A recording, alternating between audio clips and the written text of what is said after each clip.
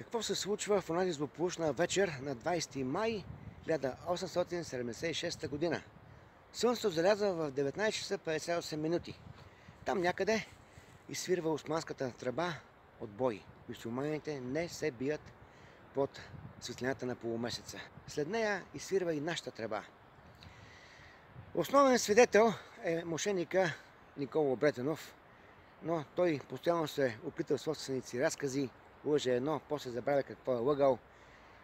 В случай маже, на него не може да му си има доверие. Нека да ви кажа кой е Никола Бретенов, за да си добиете представа, защото човек е. Когато в Гюргево се решава да се дигне въстание и да се поведе народа на заколение, така нареченото априлско въстание, първоначално има 5 революционни окръга. Петия окръг е Софийския, някъде може да го видите като Средецко-Орханийския. Там апостоли са Никола Славков и Никола Бретенов. Естествено има предателство, Никола Славков е арестуван, а Никола Бретенов бяга в Румъния. После се връща и отива в Враца. Там става апостол, заедно с Георги Апостолов. И дамата отново бягат в Румъния.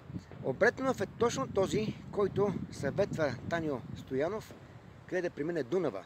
И го закарва точно там, където няма български села. А Апостолов разпространява слухове, че Ботев е откраднал комитетски пари. Това стига до Ботев, той е язарен и пише оставка, дневно писмо. И вече не иска да има нищо общо с тези мошеници в Георгиевския комитет. Това става една година преди четата. Официалната версия.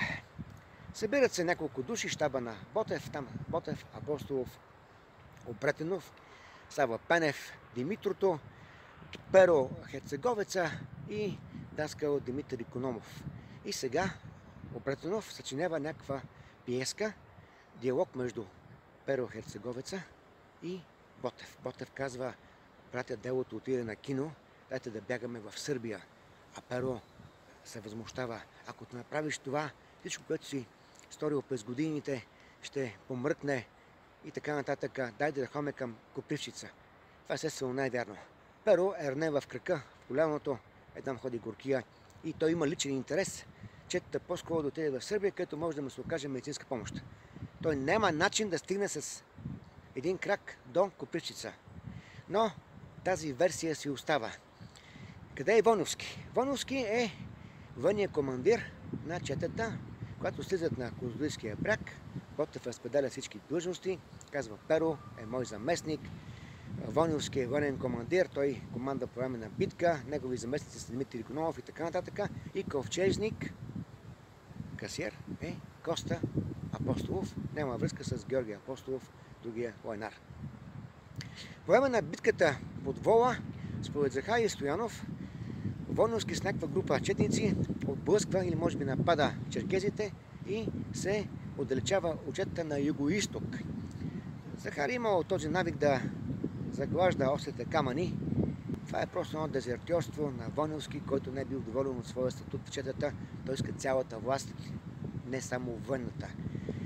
Започват дрязги още от Козлодуй, оформят се групички. Една група около Георги Апостолов и Никола Бретенов, другата група е около Воновски и третата група е около самия войвода, който започва със съвета с Перо Херцеговеца. Той има боен опит от Херцеговското въстание и е много по-ценен в битки в планината, отколкото недоучилия в Одеското пехотно училище Воновски. Казва, че е завършил, аз съмнявам да е завършил. В един момент Ботев се изправя и вика: чакай да видя къде са момчетата, това е официалната версия. И прозвучава самотен изстрел и право в гърдите и той пада на земята. Според Бретенов, който дори не може да лъже, казва, че изстрел е дошъл от изток, където са момчетата. И намира се някакъв джумболет, не самолет, не сладолет, някакъв джумболет, черкезин, който как така се помни 140 години, промъкнал се в храстите и с точен изстрел посред нощ убива войводата. Аз говорил съм с двама снайперисти, българин и южноафриканец, описах им ситуацията. Те казаха: това е невъзможен изстрел. Нито има прибор за нощно виждане, нито има специално оръжие, нито стрелец е обучен. Освен това, той стреля под наклон. Това е вълшебен изстрел. Стреляш и какво стане? Така че тази версия пропада. И как така този джумболет се помни 140 години? Това е само, че да помним кой е чичото на Спартак. Вие знаете ли как се казва Чичамо? И аз не го знам. Но за да не се хвърли петно върху нашето революционно движение, лично върху Бретонов и върху другите четници, се измисля някакъв нещастник на име Джумболет. Но според други четници изстрела идва от югоизток. Точно от тази посока, в която се е оттеглил Войновски. И пак продължавам с официалната версия. Войводата пада и нашите го обират. Бретонов казва, че в портмонета му намерили 3-4 Наполеона, но след 10 години Наполеоните стават на 5, явно има инфлация, а Димитър Икономов казва, че имал 50 Наполеона. Касиер на четата е Коста Апостолов. Той носи една голяма кожена офицерска чанта, пълна с мангизи, не се казва колко. Дори когато четата е разбита, той ранен не изпуска чантата, но затова по-късно. Някои четници казват, над дясната вежда заеше грозна рана и оттам бликаше черна кръв и се стичаше по брадата му. Други казват не, гърдите беше ударен войводата. Най-вероятно, според мен, има два изстрела, един в гърдите и втори бандитски контролен в челото. Тървестите Стоян Зимов, когато се е разхождал по фуста из Враца, вижда набучени на колове 12 глави на четници и познал една от тези глави, казва, беше на войводата, на дясното му око имаше голяма рана и съсирана кръв. Но после каза, не, аз това не съм го видял, това ми оказа един чепканин, на който аз не вярвам, така че това не е вярно. Какво става с останалите четници след разгрома на четата? Най-после Войновски взима цялата власт и с една група се оттегля. На следващия ден загиват Георги Апостолов и Перо Херцеговеца.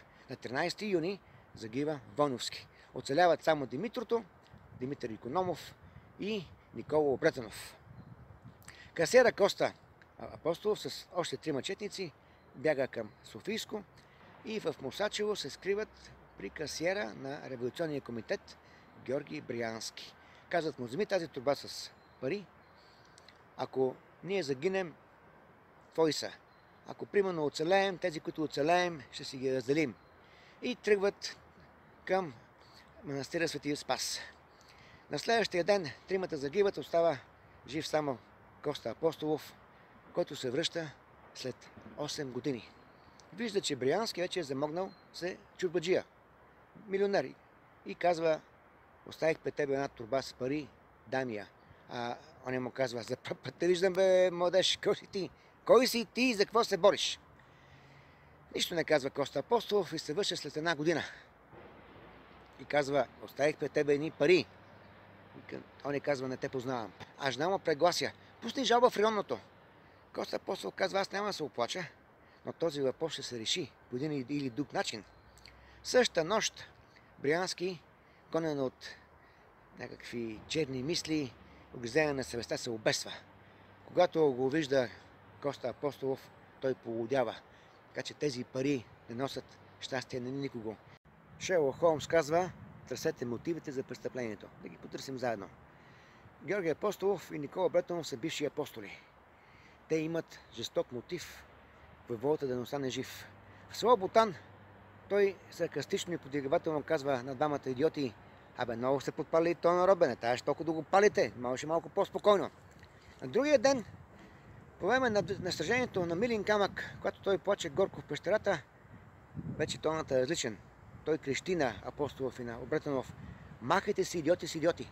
Помните ли как във Влашко ме уверявахте, че народът ще ни срещне на Дунава? За този народ ние сме просто ни разбойници. Ако оцелее Ботев, той със сигурност ще започне да издава нов вестник и ще ги попържва, както само той си знае. Цялата легенда за голямото юначество на Апостолов и на Бретонов отива по дяволите, така че той не трябва да оцелее. Другият, който има мотив да убие Ботев, това е Войновски и според мен той е самият извършител на убийството. Той е пренебрегнат, чувства се подценен. Големият командир няма що и решава да вземе цялата власт, както и става. Парите винаги следват Ботев. Още като се почне от ограбването на чорбаджията в Козлодуй и се стигне до запусната труба, каста на четата, Димитър Икономов казва, че намират някакво овчарче, някакво момченце, дават му една пара и го молят да ги заведе до кошарите. Той ги повежда и спира на средата на пътя и казва, ако не ми платите още, ви оставям. Ако ми платите, ви водя. И така няколко пъти. Това е нашия брата, иска мангизи. Още от ранна възраст.